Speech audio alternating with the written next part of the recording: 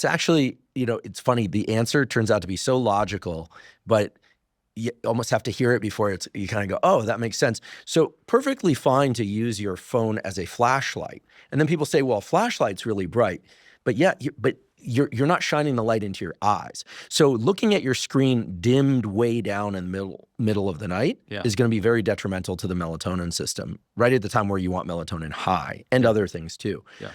But looking at a flashlight shown into the hallway so that you can navigate, right? Very different scenario than it shining directly into your eyes. Makes sense. So you can, and then there are a number of different red light sources that are pretty good, like little red light lamps that are effective, or you can just turn your phone to red light mode. There's a way to do that. Well, I remember a podcast that you had probably a couple of years ago where you had someone, I forgot his name, but he said his house is very dark at night and people would be afraid to go over because they'd be tripping all. That's my good friend, Dr. Samer Tar. Now, keep in mind that Samer is the head of the chronobiology unit at the National Institutes of Mental Health. So he literally lives and breathes this stuff. Right.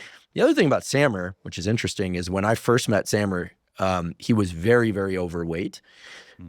What Samer may have relayed on that podcast, perhaps not, is that by changing his relationship to light, sunlight, and getting sunlight during the day and darkness at night, and by the way, he lived in Baltimore at that time, so it's not trivial to do that. Yeah.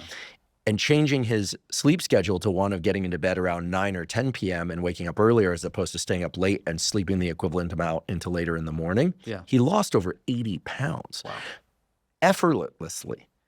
His appetite just adjusted because he finally got in tune with his natural circadian cycles. And Glenn Jeffrey's work has made me think in my mind, because of the presence of light in that study and the fact that the glucose was less, it makes me wonder whether or not we really shouldn't be eating only when the sun is up. I agree that we probably should only be eating when the sun is up. I like dinner somewhere around 6:30. Yeah. It's tough for me. But I totally agree. If people were willing to meet me for dinner earlier, I'm good. Now, it is true that sleep is vastly improved when you haven't eaten in the previous couple of hours. Yeah. It's also true that trying to fall asleep and stay asleep when you have gnawing hunger in your belly is not easy. No. Okay. Yeah.